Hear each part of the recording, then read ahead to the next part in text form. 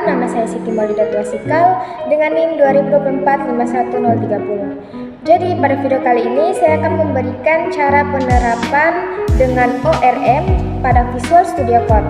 Tapi sebelum kita masuk pada cara penerapannya, kita perlu tahu apa itu ORM sendiri.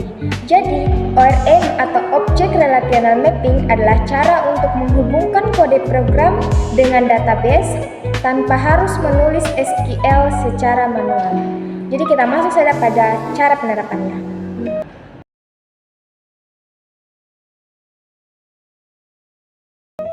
Jadi langkah pertama yang perlu kita lakukan adalah kita masuk pada Visual Studio Code. Setelah itu kita pilih yang paling kiri, pilih yang Explorer. Nah, di sini kita download Jupyter karena saya di sini sudah download, jadi tampilnya seperti ini. Setelah itu kita cari yang namanya SQLite. Teman-teman bisa pilih yang namanya SQLite Viewer.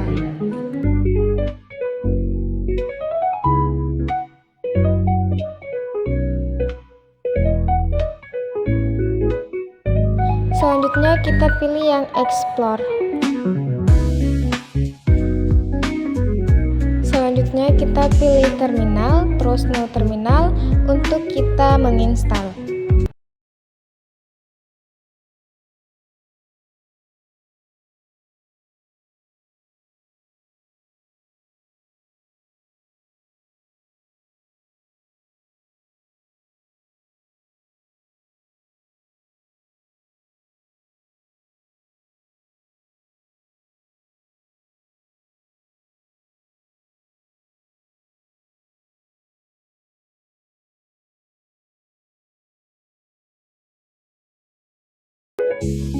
Nah, di sini kita open folder.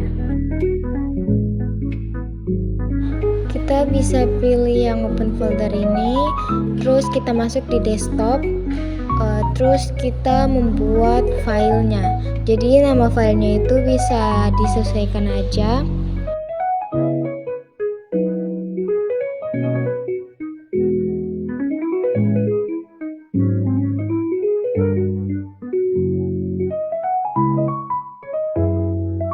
Nah, di sini kita bisa new file, kita pilih yang Jupyter. Next, di sini kita bisa masukkan perintahnya.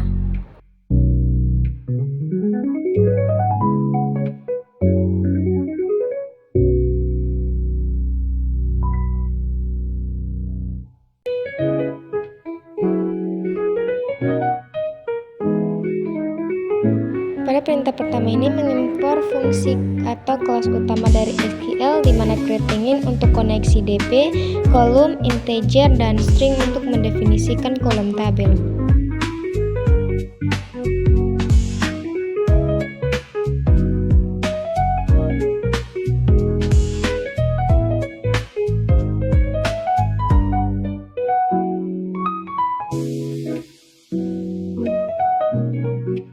Selanjutnya perintah keduanya declarative base, itu menghasilkan kelas dasar base yang kita gunakan untuk membuat model ORM class.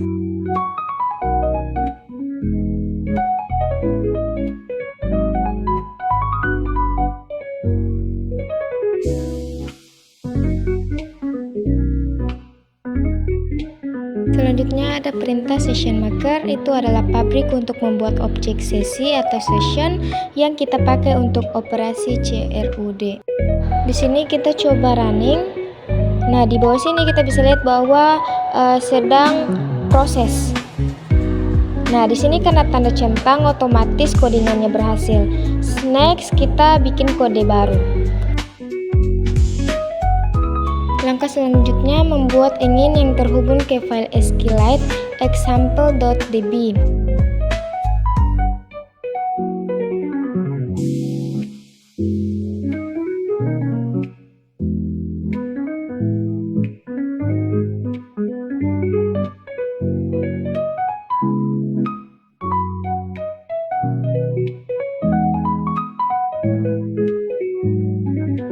Echo sama dengan true itu untuk menampilkan SQL yang dihasilkan ke konsol. Next yaitu perintah base sama dengan declarative underscore base. Jadi itu kita simpan base class untuk model-model ORM sesuai model nanti akan mewarisi base. Kita coba running dan ya tanda centang. Kita buat kode baru. Di sini kita masukkan kelas user base, di mana definisi model user menjelaskan kelas ini mewakili tabel users pada DB. Perintah berikutnya tabel name sama dengan users, namanya tabel di DB akan users.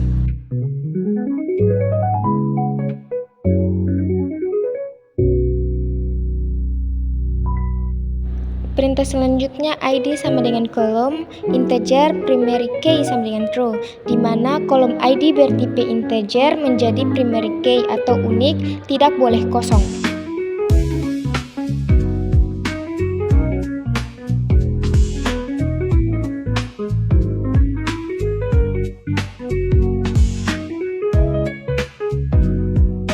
Selanjutnya name sama dengan kolom string, di mana kolom name ini bertipe teks.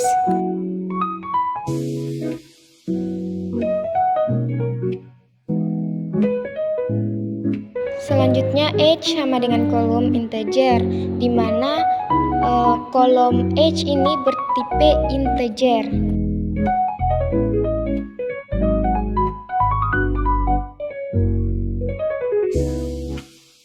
Untuk perintah name, kita samakan saja dengan perintah name menggunakan string.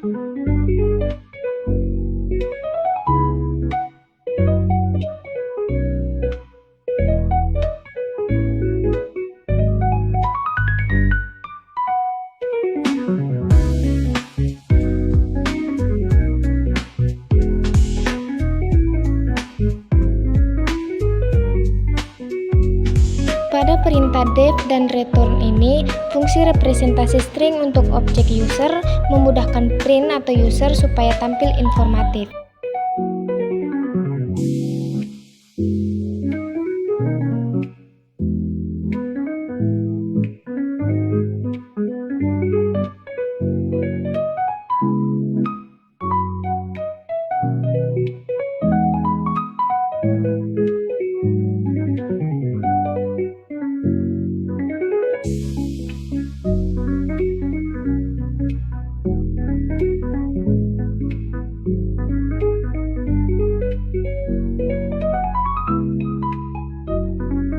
Setelah itu kita coba running, hasilnya error padahal tidak ada yang bermasalah. Nah, kita coba tekan quotient di atas itu. Setelah itu kita restart. Nah, kita tunggu prosesnya sampai selesai. Setelah itu kita coba running satu-satu dari pertama, kedua, ketiga, dan berhasil. Kita buat kode baru lagi. Di sini kita masukkan perintah base metadata create all engine, di mana itu untuk membuat tabel-tabel di DB sesuai model yang didefinisikan jika belum ada. Kita coba running dan berhasil. Otomatis tabel-tabelnya sudah muncul, yaitu example.db. Nah, di sini memang tabelnya masih kosong karena belum memasukkan data-datanya. Selanjutnya kita masuk ke codingannya ulang, terus kita buat kode baru lagi. Di sini ada perintah session sama dengan session marker bind sama dengan engine, di mana itu untuk membuat kelas sesi yang terikat ke engine tersebut.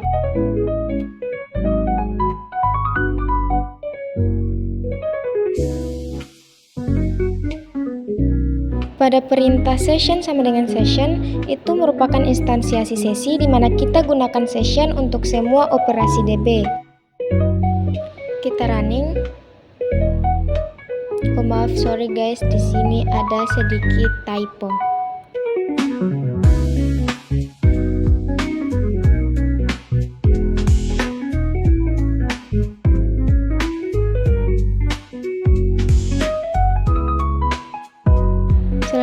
kita buat kode baru.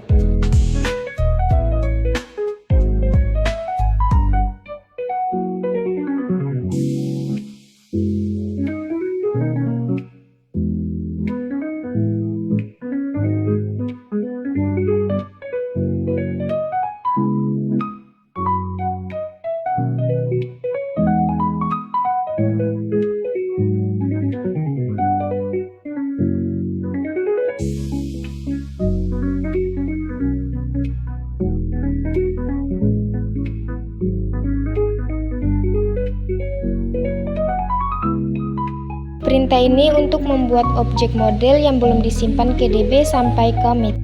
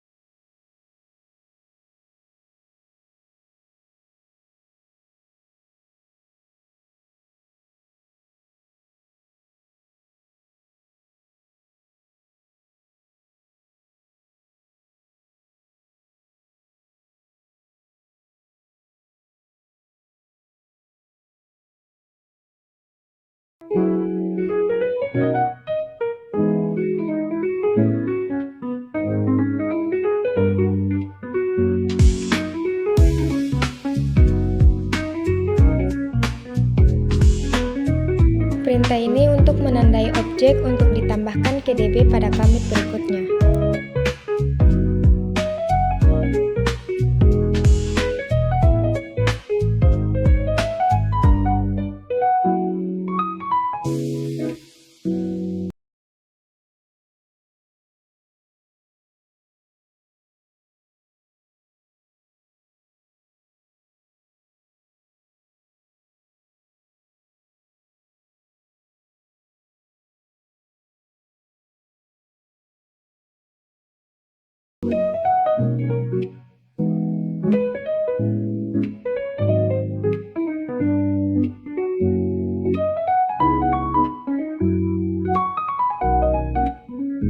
Harusnya di sini jangan dulu di run karena kita harus tambahkan kodenya dulu baru di run sama-sama.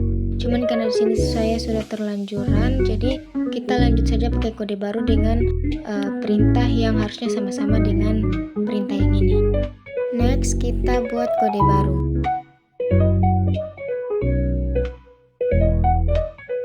Pada perintah user sama dengan session query itu untuk mengambil semua baris dari tabel user sebagai daftar objek user.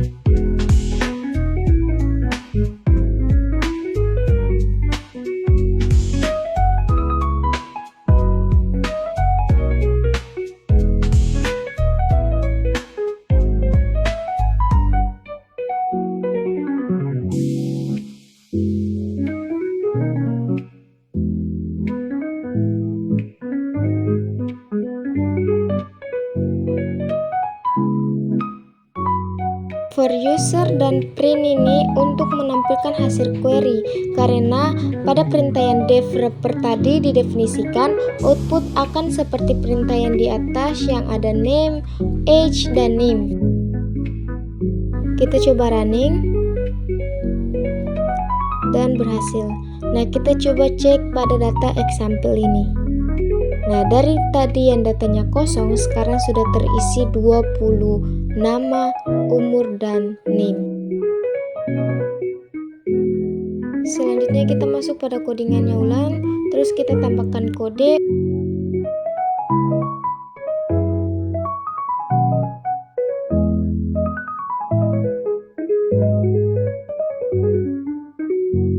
Jadi pada codingan ini kita akan mengupdate data di mana Elis yang sebelumnya berumur 25 tahun kita update menjadi 26 tahun.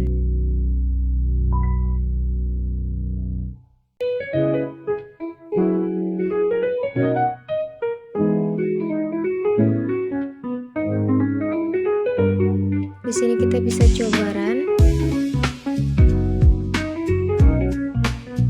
Ini berhasil. Kita bisa lihat pada data example-nya. Nah, di sini listnya masih berumur 25, kita coba refresh. Dan sekarang sudah terganti listnya menjadi 26 tahun. Sekarang kita masuk pada kode yang berikutnya. Pada kode selanjutnya ini kita akan mencoba menghapus nama Bob.